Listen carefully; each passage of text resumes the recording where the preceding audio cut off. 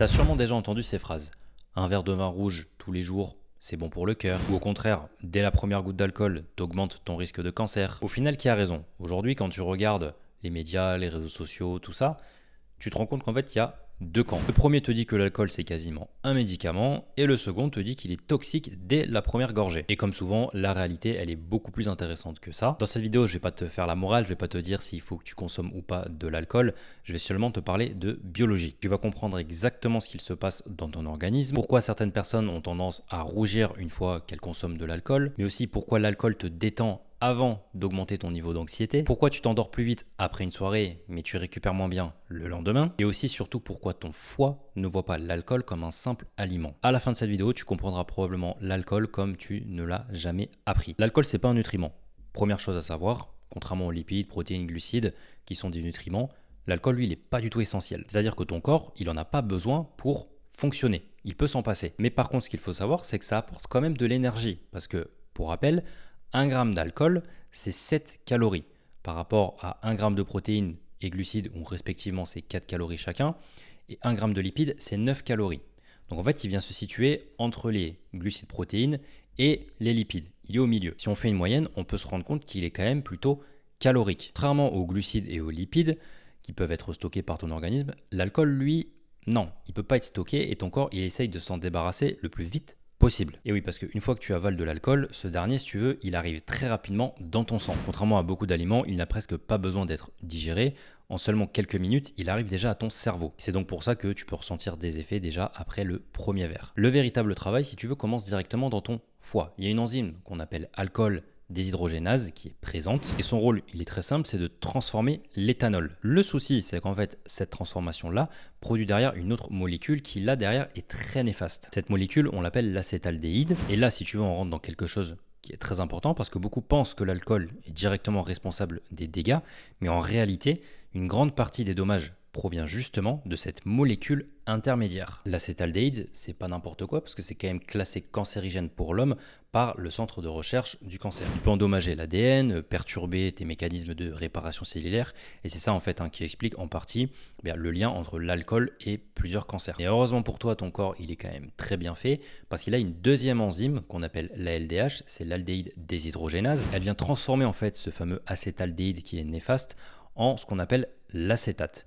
Puis derrière, ça va être transformé en eau et en dioxyde de carbone. Donc en fait, une fois que tu consommes de l'alcool, ton foie, il va viser ça en priorité. Il va arrêter tout le reste, le mettre en second plan pour s'occuper principalement de l'alcool et le transformer puis l'éliminer. Maintenant, tu connais peut-être quelqu'un qui, après avoir bu ne serait-ce qu'un verre d'alcool, devient tout rouge. Alors, c'est pas forcément une question de tenir l'alcool ou non, c'est vraiment génétique. Il faut savoir qu'il y a 30 à 40% de la population qui est concerné par ce problème-là. Souvent, c'est des populations aussi qui sont présentes en Asie de l'Est, qui présentent en fait un gène qu'on appelle l'ALDH2. Et ça entraîne une accumulation, si tu veux, d'acétaldéhyde et les symptômes apparaissent après rapidement. Donc les fameuses rougeurs au visage. En réalité, si tu veux, c'est un peu une alarme, un signal que ton corps te fait passer pour te dire, là, la molécule, elle est accumulée dans le corps, on n'arrive pas à s'en débarrasser. Donc c'est très problématique, encore plus pour les personnes qui justement rougissent et ont une consommation excessive ou régulière d'alcool. Maintenant, on va partir côté cerveau. Comment ça se fait que l'alcool, en fait, ça te détend? Soit tu as déjà entendu, soit c'est ton cas, tu rentres après une journée de travail, tu vas te prendre un petit verre d'alcool pour justement te déstresser, décompresser, parce que tu sais que derrière, ça va te détendre. Et c'est le cas parce qu'en fait, ça joue sur des neurotransmetteurs. Le premier qu'on retrouve, c'est le GABA. C'est un peu, on va dire, la pédale de frein de ton cerveau. Quand ça augmente, tes neurones y communiquent moins rapidement, tu te sens plus calme, moins anxieux, moins tendu. Et en parallèle, l'alcool diminue l'activité aussi de ce qu'on appelle le glutamate, qui lui, on va dire, c'est plutôt l'accélérateur. Là, le résultat de ça, c'est qu'en fait, ton cerveau, il va se mettre complètement au ralenti. Même tes réflexes, ils vont ralentir. Ton jugement aussi, il peut diminuer. Et c'est exactement pour cette raison que certaines personnes deviennent plus bavardes, plus sociables, ou on va dire prennent davantage de risques après quelques verres. Mais attention, c'est pas tout parce qu'il y a un autre neurotransmetteur dont j'ai déjà parlé sur certaines vidéos. Si tu me suis, tu sais très bien de quoi je vais parler. De dopamine. Alors on l'appelle souvent la molécule du plaisir, mais en réalité c'est plus le côté motivation et anticipation. Parce qu'en fait quand quelque chose te procure une récompense, la dopamine elle augmente. Ton cerveau il enregistre alors, refais cette action. Et c'est exactement le même mécanisme qui intervient quand tu manges un bon repas. Mais pas que, c'est aussi le cas quand tu reçois un compliment, quand tu gagnes, je sais pas, une compétition ou quand tu consommes de l'alcool. Le souci, c'est que si cette consommation d'alcool, elle est fréquente, derrière, il y a une tolérance qui se met en place, une routine, et en fait, ton cerveau, il devient de moins en moins sensible. Qu'est-ce qui se passe dans ces cas-là? On augmente les doses pour avoir les effets. C'est pour ça, en fait, que se débarrasser d'une addiction à l'alcool, bah, ça se fait pas comme ça. Ça prend du temps et ça dépend après du degré de consommation initiale de la personne. Il y a aussi une idée répandue sur l'alcool, c'est le fait de se dire voilà, je vais boire avant d'aller dormir, ça va m'aider justement à dormir. Alors c'est vrai que ça peut t'aider à t'endormir, c'est-à-dire que tu vas t'endormir beaucoup plus rapidement, mais en fait le problème c'est la qualité de ton sommeil qui derrière va être complètement bouleversée. Ton sommeil profond, paradoxal, lent, toutes ces phases-là en fait vont être perturbées et durant en fait ton sommeil, tu vas mal récupérer. Ce qui fait que le lendemain en fait, tu vas te réveiller, tu vas être complètement fatigué. Et pire encore, si tu es sportif, derrière tout ça, bah, ça entraîne une récupération musculaire qui sera forcément moins bonne, hein. Tes performances, elles vont diminuer aussi, et tu vas avoir beaucoup plus, on va dire, cette sensation de fatigue. Au final, ça reste un faux ami du sommeil parce que, ok, il t'aide, il accélère l'endormissement, mais par contre, il vient dégrader derrière la qualité de sommeil et donc la récupération. Pour revenir sur ce que je disais tout à l'heure par rapport au foie, le fait qu'il fasse passer en fait l'élimination de l'alcool en premier, ça c'est un point important. Pourquoi? Parce qu'en fait, quand il se focalise là-dessus, eh bien, il délaisse complètement le côté oxydation des lipides et notamment des graisses. C'est-à-dire qu'en fait, ton corps est moins enclin à brûler du gras. Voir ça un petit peu comme un carburant, c'est-à-dire qu'en fait, ton corps n'utilise plus du tout les lipides et les graisses donc comme carburant. Son objectif principal, c'est d'éliminer l'alcool. Et il ne va pas se servir en tout cas de lipides pour faire ça. Il va les délaisser complètement. Ce qui peut augmenter, on va dire, derrière le stockage. Surtout si tu as une consommation fréquente. Si c'est de manière occasionnelle, il n'y a pas vraiment beaucoup de risques là-dessus. C'est d'ailleurs pour ça, hein, il y a certaines personnes qui ont des problématiques au foie, notamment la fameuse stéatose hépatique, qu'on appelle aussi le foie gras. Et ça, en fait, bien sûr, c'est réversible si tu arrives à réduire progressivement ta consommation d'alcool. Par contre, derrière, si tu ne le fais pas, ça peut partir en fibrose, voire un stade encore au-dessus, la cirrhose. Maintenant, est-ce que boire un verre de temps en temps, c'est si dangereux que ça ou pas? Parce que c'est vrai qu'il y a une grosse confusion entre la consommation modérée et la consommation régulière. Pendant plusieurs années, on avait le fameux French Paradox, du fait de, voilà, consommer un verre de vin rouge, c'est bon pour le cœur. Ça a été principalement popularisé dans les années 90 parce qu'il y avait des chercheurs qui constataient quelque chose d'étonnant, c'est que les Français en fait présentaient relativement peu de maladies cardiovasculaires malgré une alimentation parfois riche en graisses saturées. Et leur hypothèse, c'était qu'en fait, vu que beaucoup de Français consommaient du vin rouge, eh bien, à l'intérieur de ce vin rouge, on a des antioxydants, notamment un qui est important, le resveratrol. Il y a eu des tests faits bien sûr en laboratoire et qui ont montré que ces molécules, elles avaient plusieurs effets intéressants. Bon, déjà la diminution du stress oxydatif, mais aussi l'amélioration de la fonction des vaisseaux et certaines propriétés anti-inflammatoires. Alors, quand tu regardes sur le papier, c'est top, ça a l'air prometteur. Mais il y a quand même un problème, c'est que quand tu t'intéresses vraiment en fait aux études qui ont été publiées, les quantités qu'ils ont utilisées dans les expériences, elles sont souvent très supérieures à celles qu'on retrouve justement dans un verre de vin. Autrement dit, boire du vin pour obtenir les mêmes effets, c'est pas réaliste parce que tu n'arriveras pas en fait à atteindre les mêmes quantités d'antioxydants et notamment de resveratrol. Et les chercheurs actuels pensent surtout que les anciennes études, en fait, elles souffraient d'un biais important, c'est que les personnes qui boivent modérément du vin, elles ont souvent une meilleure alimentation, plus d'activité physique, un niveau, on va dire, socio-économique qui est plus élevé, un meilleur suivi médical et aussi beaucoup moins de tabagisme. C'est pour ça qu'en fait, on ne peut pas attribuer directement ce fameux bénéfice au vin. C'est ce qu'on appelle donc un facteur confondant. Aujourd'hui, la plupart des grandes sociétés savantes, elles recommandent plus de commencer à boire de l'alcool pour protéger son cœur. Bien sûr, c'est une nuance qui est très importante, mais ça ne veut pas dire qu'un verre occasionnel, c'est catastrophique. Tu as juste aujourd'hui des stratégies, on va dire, qui sont beaucoup plus saines pour ta santé que simplement consommer un verre d'alcool. Quand je te parle de stratégie saine, c'est bouger plus, donc marcher,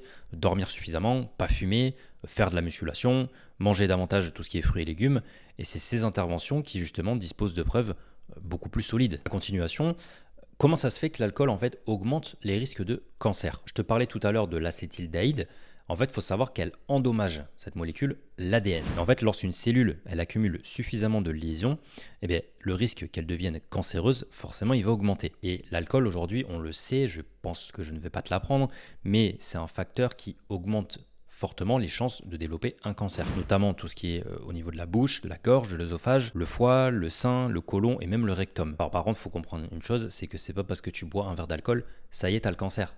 Non, là, je te parle vraiment d'une augmentation progressive. Autrement dit, plus ta consommation d'alcool elle est importante, plus ton risque d'avoir un cancer, forcément il augmente aussi. Le pire c'est quand tu viens associer le tabac avec l'alcool, là en fait c'est même pas une addition, c'est une multiplication. Ça augmente les risques mais de manière exponentielle. Maintenant une question intéressante, est-ce que l'alcool ça fait grossir? La réponse rapide, oui, mais si on s'intéresse vraiment à ça, en fait, le problème, il vient pas de l'alcool, il vient d'ailleurs. Pourquoi? Parce que en fait, ton corps brûle d'abord l'alcool, les lipides, ils sont mis de côté, comme j'expliquais tout à l'heure, et ensuite, ça augmente aussi l'appétit. Et ouais, tu as sûrement déjà remarqué que quand tu avais fait une soirée, que tu avais consommé quand même pas mal d'alcool, bah en fait, tout ce qui était transformé, les pizzas, les hamburgers, les kebabs, tous ces trucs-là, forcément, ça devenait très intéressant. Et tu te ruais justement là-dessus. C'est des aliments qui sont hyper palatables, et en fait, plus c'est simple, on va dire, à manger, tu as moins besoin de mâcher, etc., bah, plus forcément tu vas te tourner vers ça. Et les effets de l'alcool, ça amplifie tout ça. Ton cerveau, en fait, il devient, on va dire, moins capable de résister à ces fameux aliments. Mais il y a aussi une problématique, c'est le côté calories. En fait, on ne s'en rend pas compte, c'est ce que je disais tout à l'heure. 1 gramme d'alcool, c'est 7 calories. Donc, en fait, si tu fais le calcul, une pinte, donc 50 centilitres de bière, par exemple, c'est déjà 220 calories. Donc, c'est-à-dire que si tu en prends 2, bah, tu te retrouves déjà à 440 calories, donc presque 500 calories, ce qui représente quand même presque un quart de l'apport d'un homme normal, tu vois. Et une femme, c'est peut-être pas la moitié, mais ouais, c'est plus d'un quart en fait. Et le pire même, c'est quand tu mêles, on va dire, de l'alcool avec des boissons, par exemple des cocktails, où là, tu peux facilement arriver en une soirée à presque 700-800 calories juste avec des cocktails. Donc en soi, c'est pas l'alcool qui directement te fait prendre du poids, en fait, c'est tout le contexte et les effets que ça déclenche derrière. À l'inverse, est-ce qu'on peut perdre du poids en continuant de boire? Oui, totalement. Il suffit d'appliquer, on va dire, cette fameuse logique de déficit calorique, c'est-à-dire de consommer moins de calories que tu ne vas en dépenser. Forcément, tu vas réussir à perdre du poids. En fait, tout est une question de mesure. Forcément, oui, si tu t'enquilles 3-4 verres d'alcool tous les jours, bah forcément, tu vas grossir. C'est normal, parce que tu risques fortement de déplacer ton total calorique. En fait, ça vient entraîner pas mal de mécanismes derrière qui vont pas rendre, on va dire, ta perte de poids facile. Tu vas avoir plus de craquage, tu vas avoir plus de flemme, voilà, que des effets en fait qui sont pas du tout bons quand tu as une démarche de perte de poids. Si tu es sportif, est-ce qu'il faut du coup que tu évites l'alcool? Encore une fois, deux poids deux mesures. Si tu veux faire de la compétition, maximiser tes chances de gagner, n'en consomme pas. Ça paraît logique. Maintenant, si tu fais de la musculation 3-4 fois par semaine, juste dans un point de vue, soit de perdre du gras, de te muscler ou quoi, c'est pas un verre par-ci, un verre par-là qui vont détruire tous tes progrès. Maintenant, si tu veux réellement limiter les dégâts, je vais te partager quelques conseils sur ça. Première chose, ne bois jamais à jeun. Pourquoi? Parce que l'alcool va arriver très rapidement dans le sang, les effets aussi, et donc ça va être un carnage. Donc mange avant. Ensuite, souvent, quand on consomme de l'alcool, sur les repas, ça va être beaucoup de lipides, beaucoup de glucides. Il va y avoir un manque de protéines et de fibres. Donc essaye d'avoir justement ce quota en protéines et fibres durant aussi le repas. Ne te rue pas que sur du glucide ou du lipide. Troisième conseil, ça c'est bien connu, hydrate-toi. En fait, essaye de boire un verre d'eau entre deux verres. Ça en fait, c'est pas juste pour éliminer, parce qu'il y en a qui pensent qu'en fait c'est en allant aux toilettes que tu vas éliminer l'alcool. Alors qu'en fait non, ça va juste te permettre quand même de rester hydraté. Pourquoi? Parce que l'alcool, ça déshydrate. Ensuite, quatrième conseil, essaye d'éviter tout ce qui est binge drinking. En gros, ça, c'est le fait de consommer de l'alcool très rapidement, d'enchaîner les verres en seulement 1 ou 2 heures. Essaye de répartir ça, on va dire, sur la journée, si en tout cas ton repas est long. Parce que c'est vrai que quand c'est comme ça, généralement, c'est sur des occasions et les repas sont quand même assez longs. Donc, étale plutôt que de tout centrer au même endroit. Et le cinquième conseil, et je pense que ça c'est le plus important et aussi le plus dangereux, c'est de ne pas considérer l'alcool comme une récompense de ton stress. Voilà, une source de détente. Parce que là, derrière, qu'est-ce qui se passe? Tu mets en place des mécanismes. Dès que je suis stressé, je me dirige vers ça.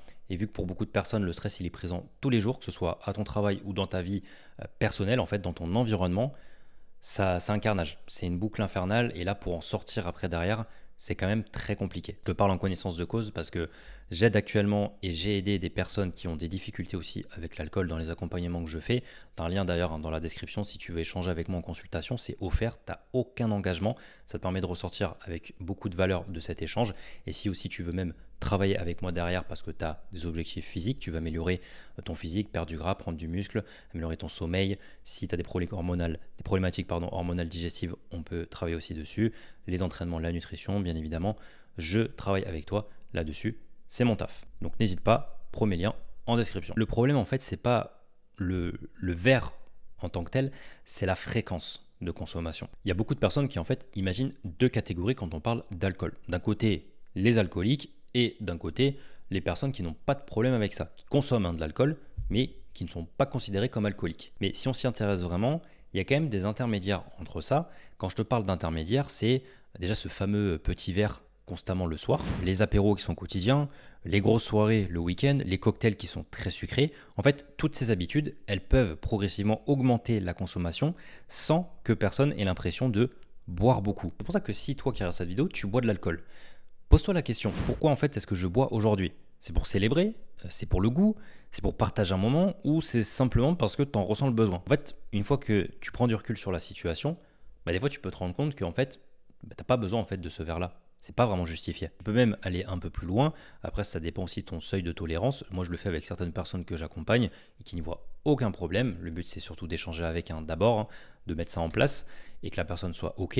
C'est de traquer en fait la quantité d'alcool que tu consommes au jour le jour. Tu te fais un tableau, tu mets les dates et tu mets le nombre de verres d'alcool que tu consommes. Verre standard, ne sert pas un vase non plus, parce que forcément, tu peux te servir un vase et dire j'ai bu qu'un verre, alors qu'en fait, ça correspond plutôt à 2 verres. Donc, soit vraiment précis avec ça, et des fois, tu serais quand même assez surpris de voir la quantité que tu peux consommer, parce que beaucoup de personnes ne boivent pas forcément du lundi au vendredi, et après le week-end se lâchent complètement. Et en fait, c'est le fait là de se lâcher le week-end qui est énorme. C'est même plus des verres que tu bois, c'est des bouteilles limite par week-end. Maintenant, si tu devais retenir quelque chose de cette vidéo, c'est que l'alcool, c'est pas un poison instantané, c'est pas non plus un aliment santé. On pourrait qualifier ça de substance psychoactive parce que ces effets, ils dépendent énormément déjà de la quantité que tu vas consommer, de la fréquence également, le contexte, l'état de santé, ta génétique aussi. Et bien sûr, les recherches, elles appuient aussi ça en expliquant qu'il y a quand même plusieurs effets négatifs de l'alcool, notamment l'augmentation du risque de certains cancers et les dommages qui sont aussi liés à une consommation excessive. Et par contre, les bénéfices sur une consommation qui est modérée sur l'aspect cardiovasculaire et santé sont assez débattus, mais par contre ne justifient en aucun cas le fait de